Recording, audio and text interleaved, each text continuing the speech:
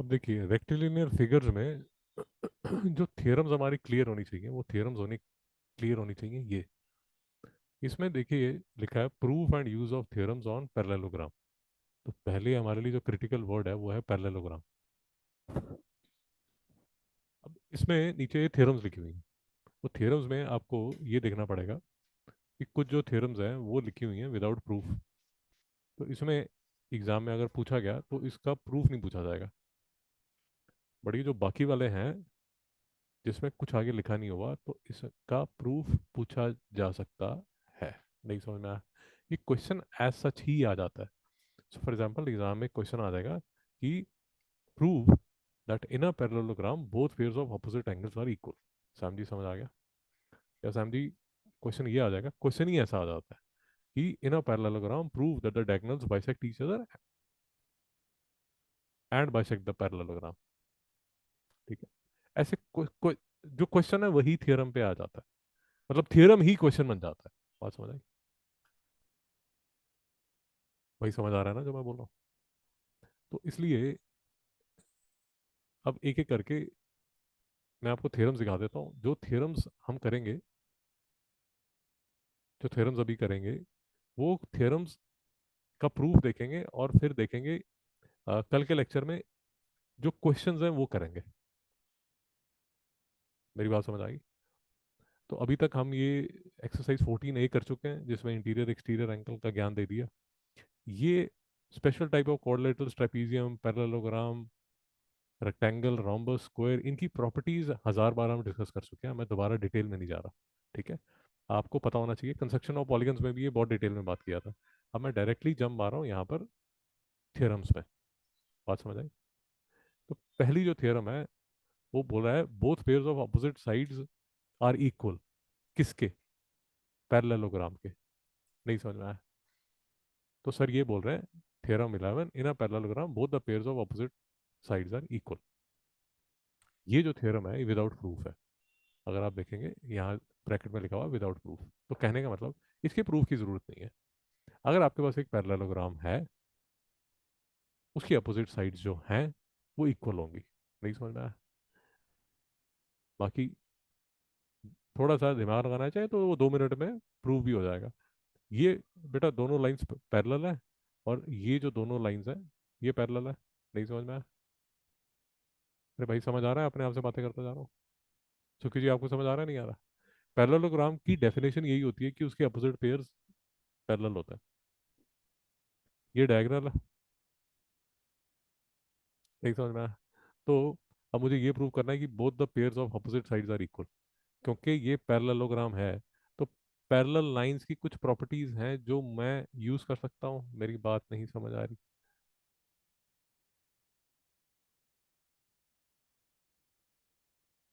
कोई दुख क्लेश वेदना यहाँ तक? ठीक है?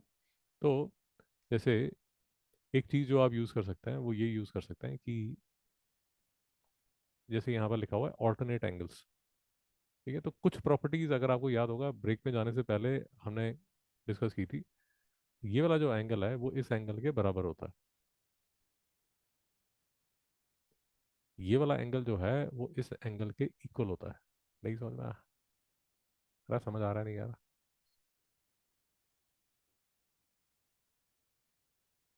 भाई पैरेलल लाइन अगर है ये ट्रांसवर्सल है। कुछ याद है? ट्रांसवर्सल करके एक वर्ड यूज किया था। तो ये वाला जो एंगल है वो इस एंगल के बराबर होता है। उसी तरह ये वाला जो एंगल है वो इस एंगल के बराबर होता है। नहीं समझ में आया? अब पैरेललोग्राम का मतलब ये होता है कि जो लाइंस हैं, जो अपोजिट पेयर ऑफ लाइंस हैं वो एक दूसरे के पैरेलल है। तो ये इसके पैरेलल है और ये जो लाइन है इसके पैरेलल है। यहाँ तक मेरे साथ है? अब सर ये बोल रहे हैं कि एक डायगोनल बना लीजिए। ऐसे करके डायगोनल बना लीजिए। अगर आप डायगोनल बनाएंगे तो अब सर कह रहे हैं कि एक ट्रायंगल ये है और दूसरा ट्रायंगल ये है। मेरी बात समझ आ रही है आपको?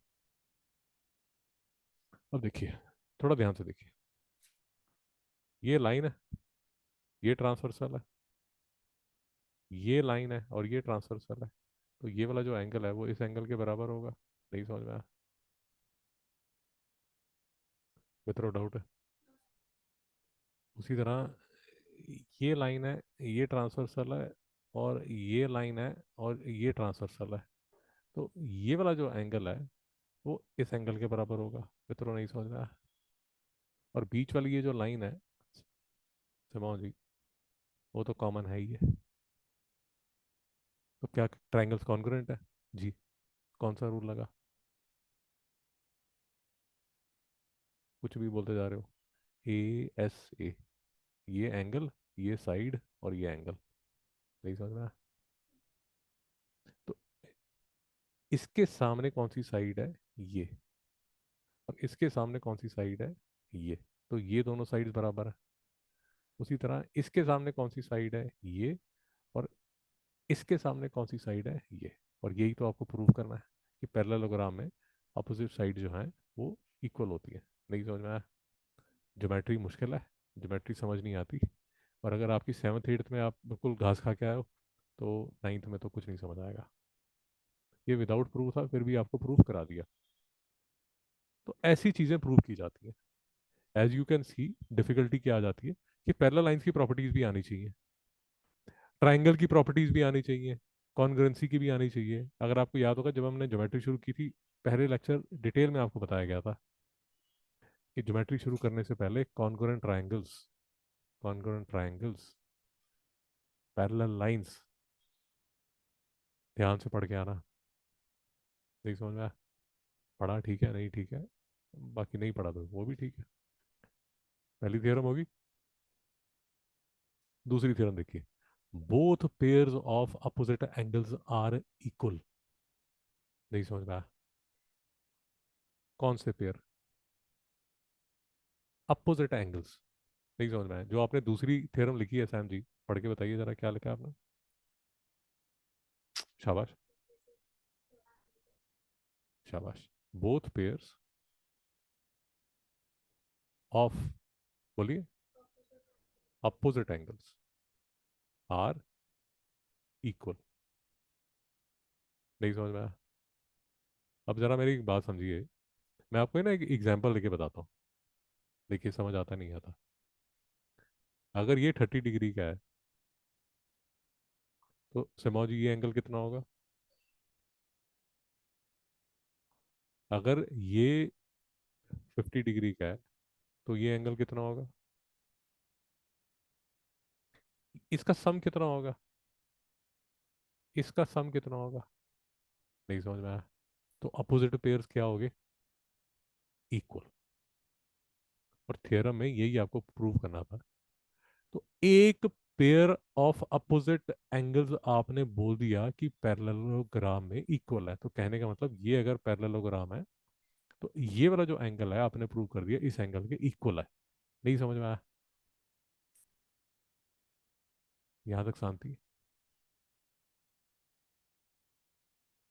जैसे आपने ये डायगोनल बनाया था, उसी तरह आप एक और डायगोनल ऐसे भी तो बना सकते हैं।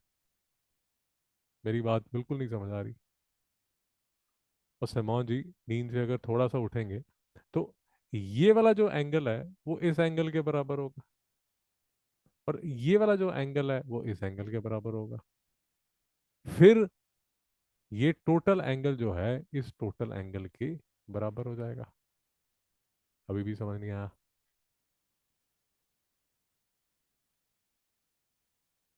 मैडम, आपको समझ आ रहा है या नहीं आ रहा? ये दूसरी थ्योरम है, both pair of opposite angles are equal.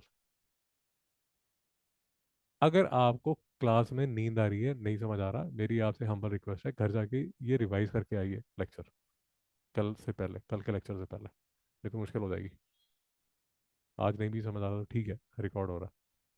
तो पहली थ्योरम हमने की कि in a parallelogram both the pairs of opposite sides are equal. हमने क्या प्रूव किया पहली थ्योरम में? ये साइड इस साइड के बराबर है, और ये वाली जो साइड है इस साइड के बराबर है। दूसरी थ्योरम में, in a parallelogram both the pairs of opposite angles are equal. कहने का मतलब ये एंगल इसके बराबर है, और ये वाला जो एंगल है वो इसके बराबर है। नहीं समझ में आया? अब क्वेश्चन कैसे बनता है शिवान जी? क्वेश्चन ना तीन तरह के क्वेश्चन बनते हैं। या तो आपसे पूछा जाएगा थ्योरम, थ्योरम का आपको प्रूफ करना पड़ेगा। या इस पे बन जाते हैं न्यूमेरिकल क्वेश्चंस। न्यूमेरिकल क्वेश्चंस जिसमें फाइंड एंगल, आपको एंगल निकालना पड़ेगा। और तीसरा, बेस्ड ऑन दीज प्रॉपर्टीज आपको प्रूफ पूछे जाते हैं। मेरी बात नहीं समझ आ रही मित्रों? नहीं समझ में आ रहा जो वो मैं बोल रहा हूँ? जैसे एक तो थियरम बन जाएंगे, दूसरा इस तरह के बन जाते हैं, जैसे ये मैं आपको एग्जांपल दे देता हूँ। A B C D is a parallelogram. तो आपको ये ये ये निकालने हैं। तो कैसे निकालेंगे? Using the properties of parallelogram. So for example आप ये बोल सकते हैं कि 6x + 3y -8 जो है वो किसके इक्वल होगा? 7y। क्यों? क्योंकि अभी तो हमने प्रॉपर्टी की है कि सामने वाले जो एंगल्स होते हैं वो क्या होते हैं? इक्वल। उसी तरह ये एंगल अगर 4x + 20 है तो ये एंगल भी कितना होगा? 4x + 20। सैम जी आपको समझ आ रहा है नहीं आ रहा? तो तीसरे तरह के जो क्वेश्चंस हैं सैम, वो बनते हैं प्रूफ के। जो प्रूफ्स हैं, जो सबसे बड़ा सरदर्द है, प्रूफ्स बनते हैं ऐसे, ऐसे करके प्रूफ्स बनते हैं। बात समझ आ गई?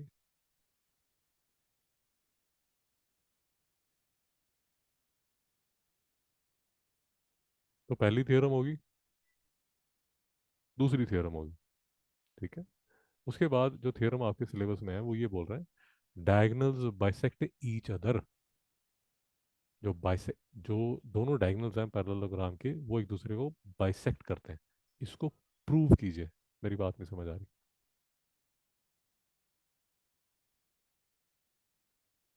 ये तो थ्योरम आपके सिलेबस में नहीं है। ये each diagonal of a parallelogram bisects the parallelogram. मेरी बात नहीं समझ आई? तो ये सब जो स्टाइल है, गिवन, टू प्रूव, प्रूव, ये सब लिखना आना चाहिए आपको। मेरी बात नहीं समझ आई मित्रों? डाउट है?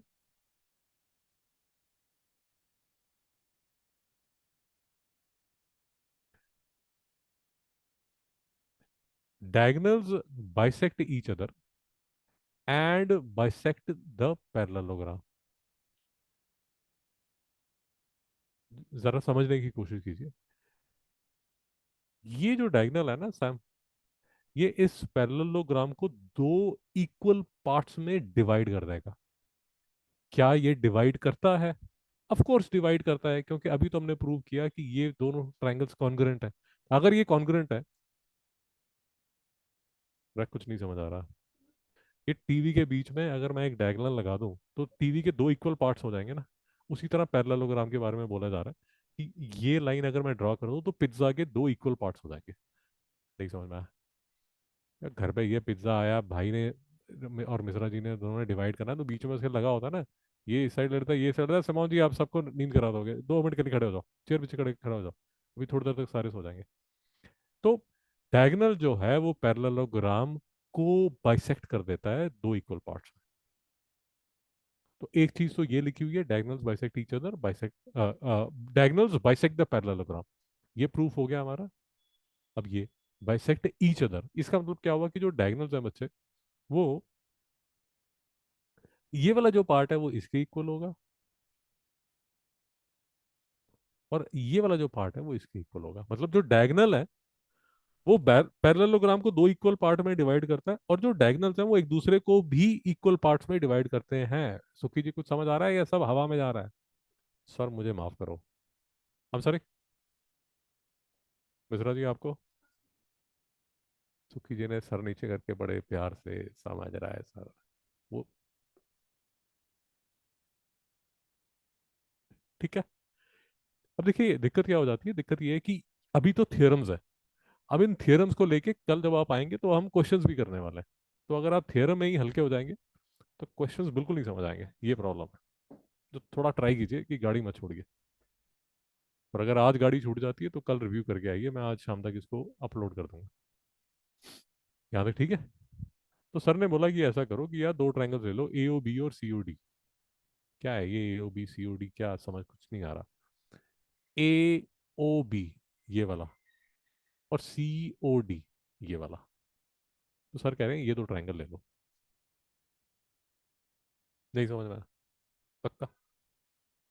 सैम जी आप समझदार हैं, 2 मिनट लगाएंगे, प्रूव कर देंगे। ये वाला जो एंगल है वो इस एंगल के इक्वल है।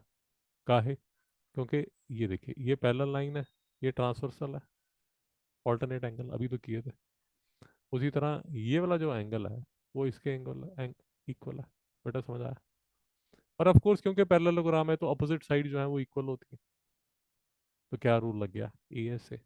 अगर ए एस ए लग गया तो ये वाला जो ट्रायंगल है वो इस ट्रायंगल के कॉन्ग्रुएंट हो गया।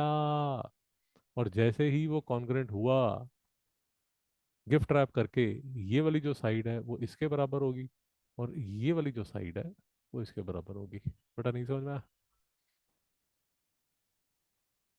अब ज्योमेट्री का पर्पज है आपको लॉजिक सिखाना। आप सीखना चाहते हैं वो आपकी इच्छा है, बट ज्योमेट्री का पर्पज यही है कि आपको लॉजिक समझ आना शुरू हो। ये थ्योरम होगी, दूसरी थ्योरम होगी, तीसरी थ्योरम होगी, चौथी थ्योरम होगी। अब ये देख लीजिए, rhombus as a special parallelogram whose diagonals bisect each other, bisect, sorry, whose diagonals meet at right angles। तो rhombus जो है वो एक स्पेशल टाइप ऑफ पैरेललोग्राम है, उसके जो डायगोनल्स हैं वो राइट एंगल पे मिलते हैं। नहीं समझ में आया? ये थ्योरम है। rhombus is a special parallelogram. पहली बात तो ये कि rhombus भी पैरेललोग्राम है। कैसा पैरेललोग्राम? जिसके डायगोनल्स जो हैं वो राइट एंगल पे मिलते हैं। भाई डायगोनल का मतलब तो पता है ना? आपको ये प्रूव करना है कि ये जो है ये 90 डिग्री है। मेरी बात समझ में आ गई? यहाँ तक शांति? अब रोम्बस की जो डेफिनेशन है वो हमें पता है कि रोम्बस वो पैरेललोग्राम है जिसकी साइड जो है वो इक्वल है। तो बेसिकली अगर आप रोम्बस लेंगे, ये अगर रोम्बस है, A B C D rhombus है, तो ये पैरेललोग्राम भी है, और इसकी सारी जो साइड्स हैं वो भी इक्वल है। क्या आप मेरे साथ हैं यहाँ तक? शांति? ओके। तो क्योंकि ये पैरेललोग्राम है तो इसके जो डायगोनल्स हैं वो एक दूसरे को बाइसेक्ट करेंगे। मित्रों नहीं समझ में आ रहा? वही पैरेललोग्राम की प्रॉपर्टी है ना कि उसके डायगोनल्स बाइसेक्ट करते हैं एक दूसरे को। तो रोम्बस जो है वो पैरेललोग्राम है प्लस उसकी ऑल साइड्स आर इक्वल। तो जो लोग जागे हुए हैं उनको समझ आ जाएगा कि अगर आप ये वाला ट्रायंगल और ये वाला ट्रायंगल सैमजी लेंगे, अब ये जो साइड है वो इसके बराबर है, ये कॉमन है, ये साइड इसके बराबर है। तो एस एस एस से ये ये वाला जो ट्रायंगल है और ये वाला जो ट्रायंगल है ये कॉन्ग्रुएंट हो गया। बेटा नहीं समझ में आया? फैमिली डाउट है? जैसे ही आपने प्रूव किया कि ये ट्रायंगल और ये ट्रायंगल कॉन्ग्रुएंट है, तो कहने का मतलब ये वाला एंगल और ये वाला एंगल इक्वल है। और क्योंकि ये लीनियर पेयर है इसलिए ये भी 90 और ये भी 90। नहीं समझ में आया?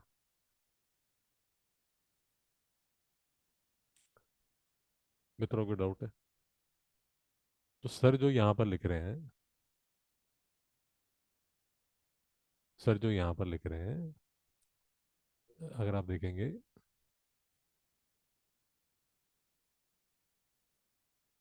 ए ओ बी, सी ओ बी, ए ओ बी और सी ओ बी, सर ने तभी इनको कॉन्ग्रुएंट प्रूव किया और एस एस एस लगा दिया। फिर बोला कि सम जो है वो 180 होगा, तो ईच एंगल जो है वो कितना हो जाएगा? 90। बेटा नहीं समझ में आया? ये होगी आपकी ये थ्योरम। उसके बाद दो थ्योरम्स है। एक थ्योरम है रेक्टेंगल पे, रेक्टेंगल के डायगोनल्स इक्वल होते हैं। पहली थ्योरम ये। स्क्वायर के डायगोनल्स जो हैं वो इक्वल भी होते हैं और राइट एंगल पे एक दूसरे को मिलते हैं। मेरी बात नहीं समझ आ रही? थोड़ा समझ लीजिए। रेक्टेंगल के बारे में सिर्फ ये है कि इसके जो डायगोनल्स हैं वो इक्वल है। क्या वो 90 डिग्री पे मिलते हैं? नहीं मिलते। स्क्वायर के बारे में, जो डायगनल्स हैं वो इक्वल भी हैं और ये 90 डिग्री पे भी मिलेंगे। नहीं समझ में आया? देख लीजिए। In a rectangle diagonals are equal. बाकी डिफिकल्टी ये तो बहुत ही आसान है। ये 90, ये 90, एक ट्राइंगल ये ले लीजिए और दूसरा ट्राइंगल ये ले लीजिए।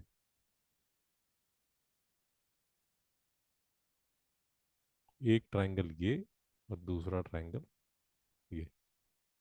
ये 90 है, ये साइड इसके बराबर है, ये साइड इसके बराबर है, तो ये जो डायगनल है वो इसके बराबर है। तो जो डायगनल्स हैं वो क्या हो गए? इक्वल। नहीं समझ में आया? ये जो ज्ञान लिखा हुआ है यही लिखा हुआ है। कोई डाउट है?